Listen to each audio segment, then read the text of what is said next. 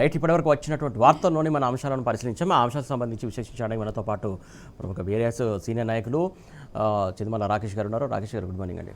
అలాగే ప్రముఖ రాజకీయ విశ్లేషకులు దత్తాత్రేయ గారు ఉన్నారు. దత్తాత్రేయ గుడ్ మార్నింగ్ అండి. రాకేష్ గారు, ముఖ్యంగా ఏదైతే కేఆర్ఎంబీకి ఏపీ తాజాగా ఒక ప్రతిపాదన పంపించింది. వారికి 70% నీళ్లు కావాలంట, తెలంగాణకు 30% నీళ్ళు ఇవ్వాలని చెప్పేసి ప్రతిపాదన పంపించారు. అంటే 30% నీళ్ళతోటి తెలంగాణకి ఎట్లా చేద్దాం అనుకున్నారు? సాగు కావచ్చు, తాగు కావచ్చు, ఏ రకమైనటువంటి ఉద్దేశంతో ఈ వాటాలకు సంబంధించి ప్రస్తావన వస్తుంది, ఏంటనుకోవాలా సార్? గుడ్ మార్నింగ్ అండి. గుడ్ మార్నింగ్ సురేష్ గారు, మీకు, దత్తాత్రేయ గారికి, టీఎన్ఎస్ ప్రేక్షకులు.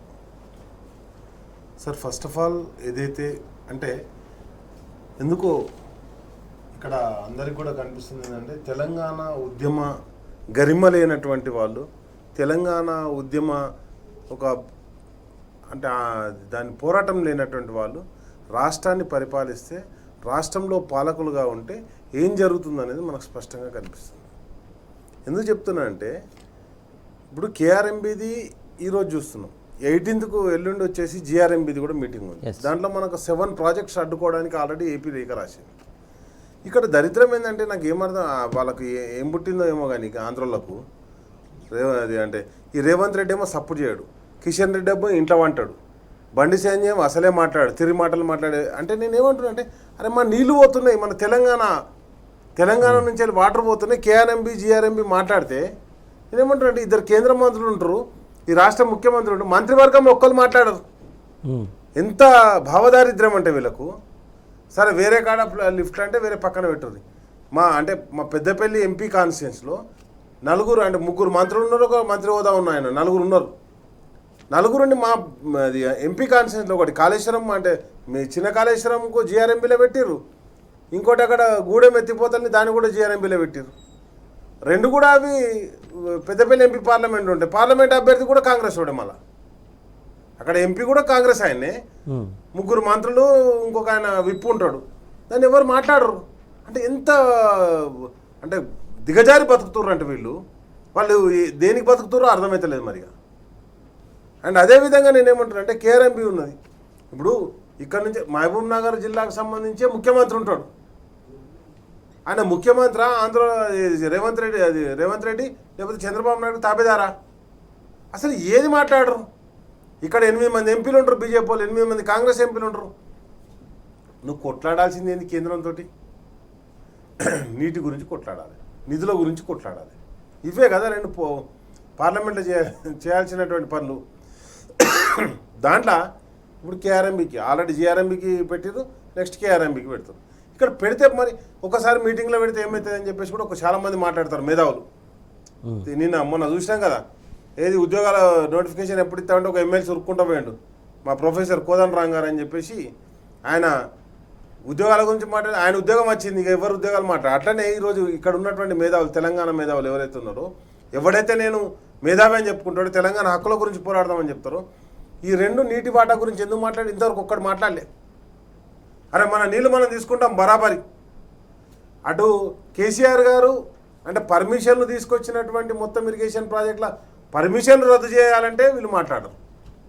అదేవిధంగా కృష్ణకు ఏదైతే మనం 90 టీఎంసీలు తీసుకుంటాం పాలమూరు ఎత్తిపోతల నుంచి వెళ్ళి అన్నదాన్ని, దాన్ని 45 టీఎంసీలకు కుదించినా కానీ ఎవరు మాట్లాడరు. మరి దేనికి మాట్లాడతారు? కాబట్టి ఇంకొకటి ఏంటంటే కృష్ణకు ఆల్రెడీ ఏదైతే పవర్ జనరేషన్ స్టార్ట్ చేసిర్రు, ఆ పవర్ జనరేషన్ స్టార్ట్ చేయగానే ఏమైంది, నాగార్జున సాగర్కి నీళ్ళు పోడు, అక్కడ నుండి రిలీజ్ చేసుకుని అదొక కార్యక్రమం నడుస్తుంది. కలవకుర్తి అరే శ్రీశైలంలో నీళ్ళు వచ్చినాయి, కలవకుర్తి పంపులు ఆన్ చేయరు అని చెప్పేసి కేటీఆర్ గారు పంపులు ఆన్ చేస్తారా లేకపోతే అక్కడికి గడ్డ మీదకి రావన్నా అని చెప్పేసి అంటే ఇటు కండపల్లి కావచ్చు, అటు కలవకుర్తి కావచ్చు, పంపులు అప్పటిదాకా ఆన్ చేయరు, మొన్న ఆన్ చేస్తారు. స్వయంగా హరీష్ రావు గారు పోయేసి డైరెక్ట్ దేవాదుల పంపులు ఆన్ చేయమని ఆడ కూర్చుంటే హరీష్ అన్న డిమాండ్ చేసిన తర్వాత దేవాదుల పంపులు ఆన్ చేస్తారు. అంటే ప్రతిపక్షం చెప్పేదాకా కనీసం తెలంగాణ వాళ్ళకు సాగునీళ్ళు తాగునీళ్ళు ఇవ్వాలన్నట్టు. రాకేష్ గారు, దేవాదాయ ఒక పాయింట్ గుర్తుకొస్తుంది నాకు. దేవాదాయ విషయం సంబంధించి నిన్న మాజీ మంత్రి నిరంజన్ రెడ్డి గారు కూడా పర్యటించారు. అక్కడ పర్యటిస్తూ ఉంటే ఏపీ పోలీసులు అక్కడ అడ్డుకున్నారు. ప్రాజెక్టు సందర్శనకి వెళ్తున్నా, నేను అక్కడ ఏమీ నిరసన తెలపడానికి వెళ్ళట్లేదని చెప్పేసి పదే చెప్పినా కూడా అడుగడుగున అడ్డుకొని ఆయనను మాట్లాడలేకుండా నిర్దాక్షిణ్యంగా వెనుక పంపించినటువంటి సిచ్యువేషన్ ఎట్లా చూస్తారు? అంటే ఇప్పుడు అది పోతిరెడ్డిపాటు హెడ్ రెగ్యులేటర్ ఏదైతే ఆపరేట్ చేస్తారో అసలు ఫుల్ లెవెల్ వచ్చిన తర్వాత నువ్వు ఆడికేంచి డ్రా చేసే రైట్ ఉంటుంది. అసలు లెవెల్ రాకముందే నువ్వు డ్రా చేస్తే ఎట్లా డ్రా చేస్తున్నావు చూడడానికి పోతా అంటే చూడొద్దు అంటారు. అరే మనం భారతదేశంలో ఉన్నామా లేకపోతే ఇండియా పాకిస్తాన్ బార్డర్లో ఉన్నామా? నేనేమంటానంటే పక్క రాష్ట్రంలో చూడడానికి ఏమవుతుంది? ఎవరైనా చూడొచ్చు కదా. సరే పోనీ మనం చూస్తలేం. ఆ మహబూబ్ నగర్కి ఎంపీ ఉన్నది కదా, బీజేపీ ఎంపీ ఉన్నది కదా, బీజేపీ ఎంపీ చూసి రావచ్చు కదా. గతంలో హారతులు పట్టింది కదా. నేనేమంటానంటే పోతిరెడ్డి పాడుకు పొక్క పెడితే మాట్లాడరు, జిఆర్ఎంబీలో పెడితే మాట్లాడరు, కేఆర్ఎంబీలో పెడితే మాట్లాడరు. మరి ఎప్పుడు మాట్లాడతారు? కృష్ణా రివర్ బోర్డు మాట్లాడరు, గోదావరి రివర్ బోర్డు మాట్లాడరు. ఇంకేం రివర్ బోర్డులు ఉన్నాయి మనకి ఇక్కడ? కాబట్టి నేనేమంటానంటే మొత్తానికి మొత్తం కూడా పదవుల గురించి పెదవులు మూసుకున్న నాయకులే కనిపిస్తుర్రు. నేను నిరంజన్ రెడ్డి గారు దేనికి వేరు అక్కడ?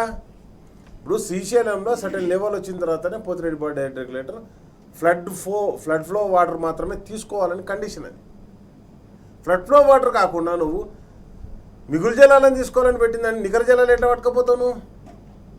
అంటే ఆడ ఉన్నటువంటి వాటర్ నువ్వు డ్రా చేస్తే ఆల్రెడీ మాకు తెలంగాణకు రావాల్సిన నీళ్ళు తగ్గిపోతాయి కదా. అండ్ నెక్స్ట్ వచ్చేసి రేపు ఎన్నో నీరు ప్రభావంతో డ్రింకింగ్ వాటర్ కూడా ఉండే కదా. అయినా కానీ సరే రాయలసీమ ప్రాంతంలో ఉన్న ప్రాజెక్టులు నింపడానికి వెంటనే గేట్లు ఓపెన్ చేశారు.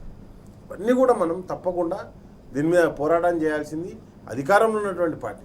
కానీ అధికారంలో ఉన్న పార్టీ పెదవులు మూసుకొని వాళ్ళు ఎక్కడ దేని గురించి కూడా మాట్లాడలేదు. ఇంకేమంటారు? హరీష్ రావు చెప్తా అంజయన్న, కేటీఆర్ చెప్తా అంజయన్న, కేసీఆర్ ఫస్ట్ ఈ కృష్ణా వాటర్ గురించి ఈరోజు కేఆర్ఎంబీలో వాళ్ళు పెట్టారు కదా, కృష్ణా వాటర్ గురించి గలమెత్తింది కేసీఆర్ గారే. కేసీఆర్ గారు నల్గొండ బహిరంగ సభ పెట్టి మన నీళ్లు మనకు దక్కేటట్టు పోరాటం చేస్తారా చేయరా అని చెప్పేసి నల్గొండ బహిరంగ సభ ద్వారా హెచ్చరిక జారీ చేశారు. అంతో ఇంత సోయున్నదంటే ఆ రోజు కేసీఆర్ గారు చేసిన హెచ్చరికతోటి.